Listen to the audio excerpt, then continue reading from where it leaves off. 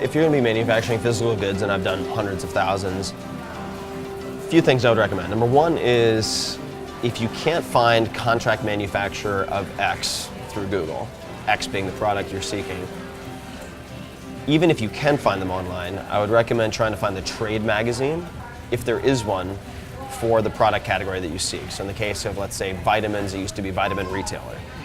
Through that, also look for trade shows, and you can do that online as well. So if at all possible, I would visit a trade show dedicated to the industry you're considering getting into. Because you will see all the distributors, all the manufacturers, the most reputable manufacturers at that single event. If that means you postpone things for a month, so be it. I think it's a fantastic investment of time. You can certainly look at things like Alibaba, Thomas's Register of Manufacturers, etc. Once you've found a number of manufacturers, put out a proposal to a number of them and let them all know that you are putting out multiple proposals. Chances are you're not going to impress them if you have a limited budget with the amount of capital you have to put into a first manufacturing run, and they'll want to figure that out really quickly. So you just make it clear that if this succeeds and you have to put together a proposal for this, you have plans for this following type of marketing campaign, this following a 2-year business plan, effectively, which is what I did to first get my business off the ground. Reputable manufacturers are good business people, so they'll want to know how much volume are you going to be bringing to the table if we go through the trouble of setting you up as one of our customers. And so you have to get good at pitching that. To that effect, I would recommend reading the 22 Immutable Laws of Marketing, and there are a few books on good PR and pitches, but that would be my number one pick. One thing I would recommend, just to do your due diligence, certainly, is take the manufacturer name as a precaution, put it into Google, and put in their name and then fraud, or their name and scam, and see if anything pops up. And do the same thing with the principals of the business. So I'll find out who the lead executives are on the team and stick it in to Google and do the same search.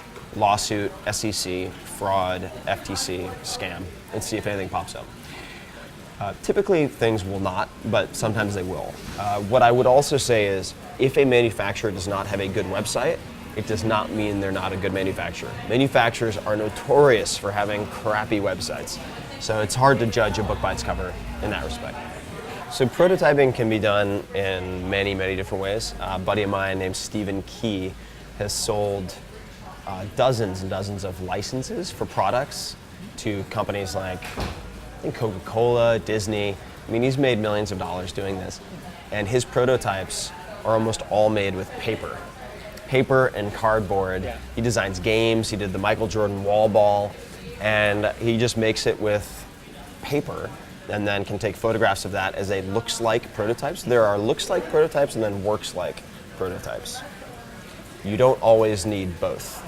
So you need to understand the purpose of your prototype. Is it for you to assess the manufacturing? Is it to sell prospective clients? Is it to test it on or sell it on Kickstarter?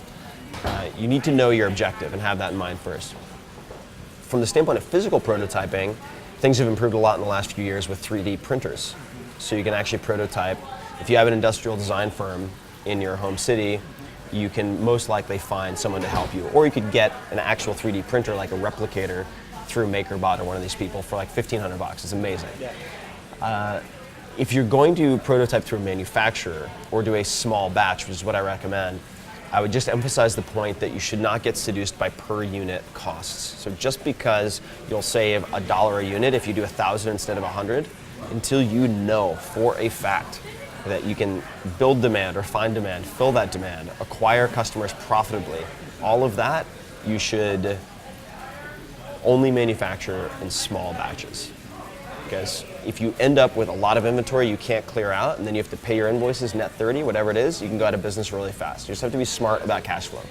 Yeah, you have to keep agile. Also, if you end up wanting to tweak the product, which will almost always happen, you realize there's a defect, customers don't like feature A, B, or C, you left something off of a label, you need to know or have the ability to pivot and change the product without having to throw out 1,000 units. One of the ways around that, for instance, in books they'll do this, is take what has the longest lead time and manufacture them in advance. So book covers typically take longer to create than books, but the books are, in many cases, a lot more expensive. So they'll print out the covers well in advance. They might have 200,000 covers printed and then do an initial print run of 10,000 books. So at times, it can make sense to stockpile certain components if that speeds up your manufacturing time. I used to do that with specific ingredients that went into these sports nutrition products. There were 2 or 3 that took a long time to procure, and it made our turnaround time for manufacturing about 12 weeks. As soon as I started stockpiling 2 ingredients, which only cost a few $1,000s, keeping in mind that the business was generating like $100,000 a month at that point, and it was amazing. I was just astonished that no one brought this up to me earlier.